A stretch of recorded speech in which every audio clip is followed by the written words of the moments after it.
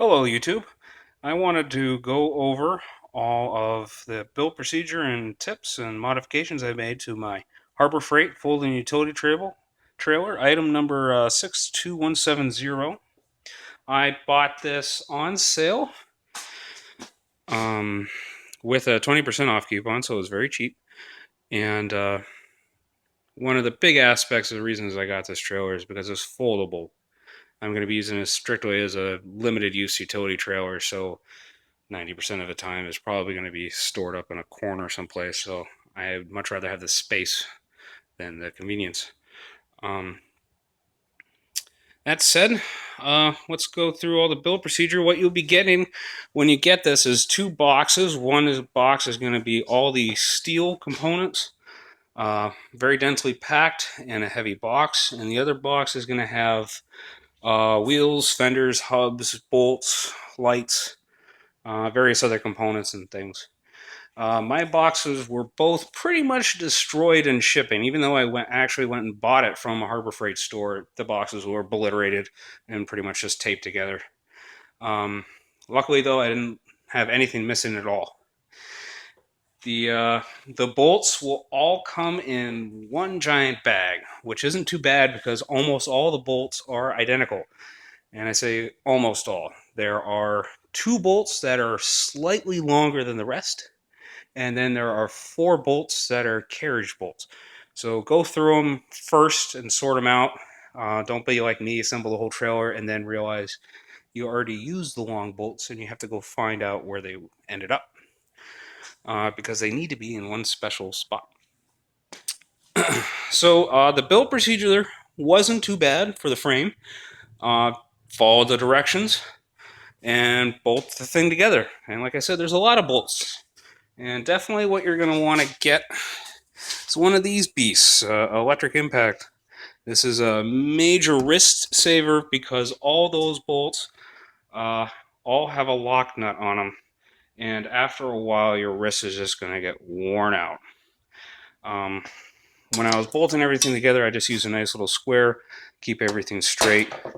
And when I finished each half, I measured them to the diagonals to make sure the diagonals were even, and then just beat it into direction with a hammer.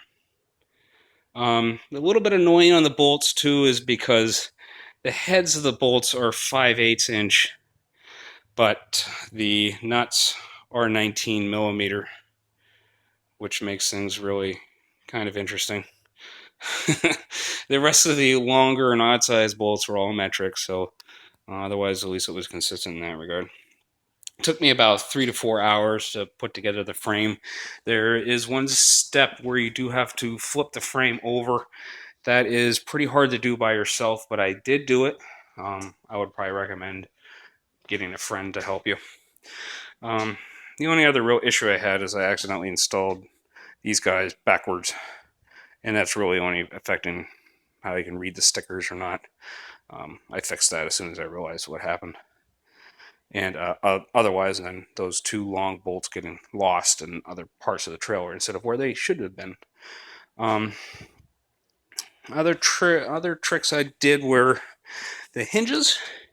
So make sure you have the head bolt on the inside. That gives you the maximum amount of room inside your trailer so you can fit just about a 4 foot wide sheet of material without any other modification. If there's anything else in the frame, I'll think about it later.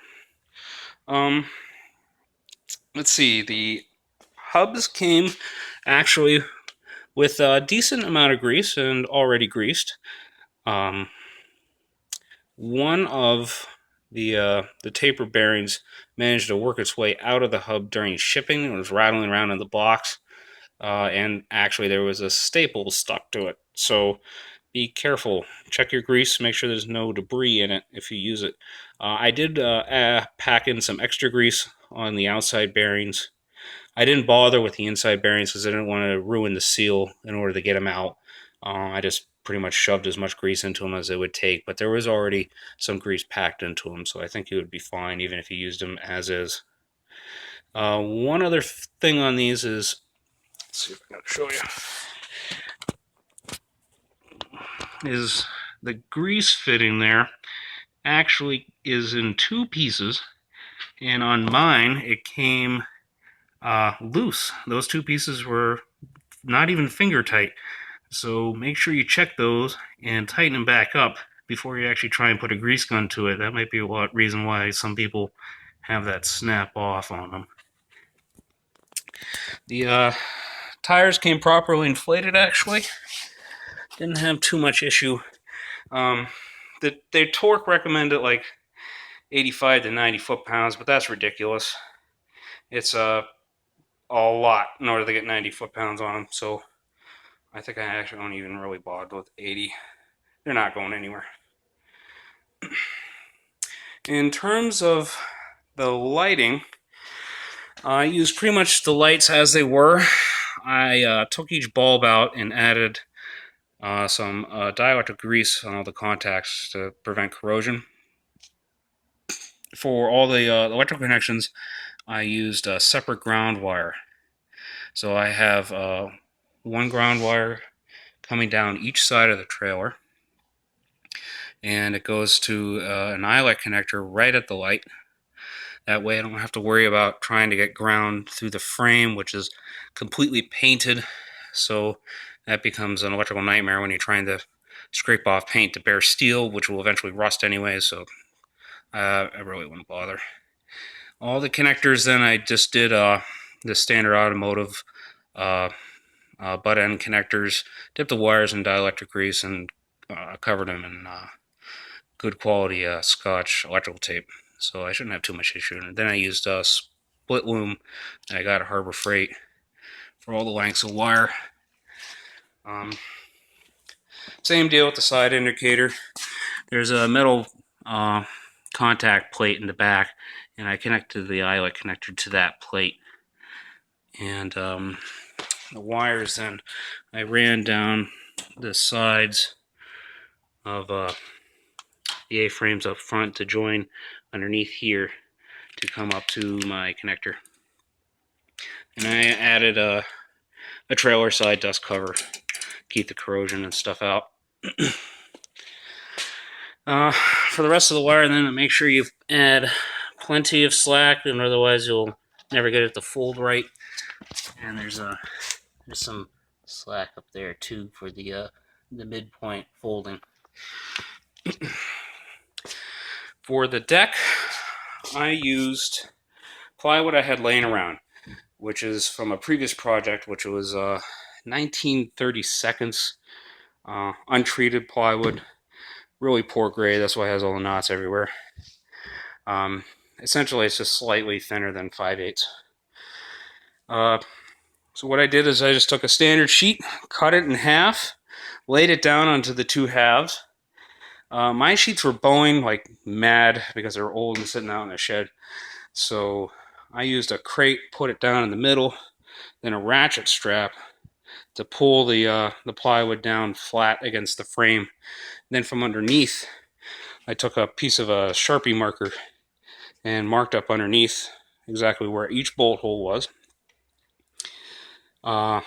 Then drilled out the holes from the backside of the quarter-inch drill bit, sorry. And then from the top side, I used a 1-inch hole saw and went down less than a 1/4 inch. And that gave me a recess for all these carriage bolts. These are 3/8-inch carriage bolts, 1.5-inch long. And then on the other side is a split washer and nut. Lock washer and nut, sorry. And those turned out pretty well. Before I bolted it down, I stained it with some stain I had laying around. For the sides, I also used the same 1932 plywood I have. Now you can kind of get an idea of how much bow I got on this stuff. Not the greatest material in the world. For the stakes, I used some old 2x4s I had, which were actually more like 2 and a little over 3 3/4. So I had to cut them down in order to get them to fit into the stakes pockets. Then I used new 1x4s I bought for the top. So the sides are made from one sheet that is cut down the middle, and the ends were from same stuff. These, I think the plywood sheets are 47 inches wide. It fit in between here. Then I think these 1x4s are 49 inches if I remember. So they come out to over here. And for the corner, I found these stake rack brackets on Amazon. They come in 2 packs, 2 in each pack, so I can do 2 corners with them. And these make it fantastic because they lock it in. This creates a nice little band of wood across the top, all tight together. For all the hardware then, I used 1/4 inch carriage bolts with flat washers and lock nuts. For the stakes then at the top, I did a circular saw to do this kind of notch cut on them to fit it around there, get it tied all together. Then for the hardware holding the stakes in, these are 3/8 inch eyelet bolts. These are actually found on eBay, galvanized. I forget exactly how long they are. And then on the inside, let me see if you can see one of these. Sorry, this is awkward. And then on the inside, I have a wing nut, which it's actually a lock-in wing nut, which is kind of annoying because a locking wing nut is just too stiff to do by hand. So I actually took a file and scraped out most of the locking plastic, so it still holds tight. It won't loosen up just going down the road, but I probably would just have gotten regular unlock wing nuts if I could have found them. For other modifications then, I added a spare tire to the front. These are just 2 1/2-inch bolts. I think they're 3 1/2 inch long. The flat washer on this top side, and then the other side there's a flat washer and lock nut. And these are just 1/2-inch holes at a 4-inch spacing in the middle of this brace. And that seems to work plenty fine. And I also added the Harbor Freight trailer jack to it, and just trim off the bolts so they're not an obstacle when you're trying to fold it. I did forget to mention about staining the sides. Kind of stained them in a rush, so that's why there's all these streaks and stuff. But yeah, it's a utility trailer. Pretty much that's about it. The only other thing I really don't like are these fenders because they're going to be loud on the road. And that's a big complaint about them. So I'm not sure what I'm going to do with those yet. May even just take them off. I don't think they're required by law at all. In terms of paperwork and stuff, when you buy the trailer, you're going to get one of these certificate of origins. And this form, this is a copy. I kept a copy from the DMV. This form is pretty much going to be required probably for your state. Make sure that when you buy it that someone fills this out. If you're buying this in the store, make sure they go through the back and fill out the previous owner section of this certificate of origin. This is going to be required in order for you to get it titled and licensed, probably, depending on your state. For New York, it definitely was. I had to have this filled out certificate of origin, which the DMV kept. And essentially, they transformed that into a title that they keep on file. And then you get your registration and inspection, which I kept in a little card holder thing, which is convenient because you need to have your paperwork with the tow vehicle. So always make sure you take that with you. So for New York, it wasn't too bad to get a plate. You do have to get it registered and inspected every year. I haven't got mine inspected yet, so I'm not sure how well that will go. The registration is only like $15 or something. It's not too big of a deal. Otherwise, think that's about it. Hope you enjoyed it. And spent a long time going on the internet trying to find information about this trailer because I knew this was going to be a pretty decent project that I wanted to get going on. So it took a lot of research to figure out exactly what was out there, what has been done, and what I would really want, and pretty much adjusting that for what materials I had, and it ended up pretty good. Okay, thank you, YouTube.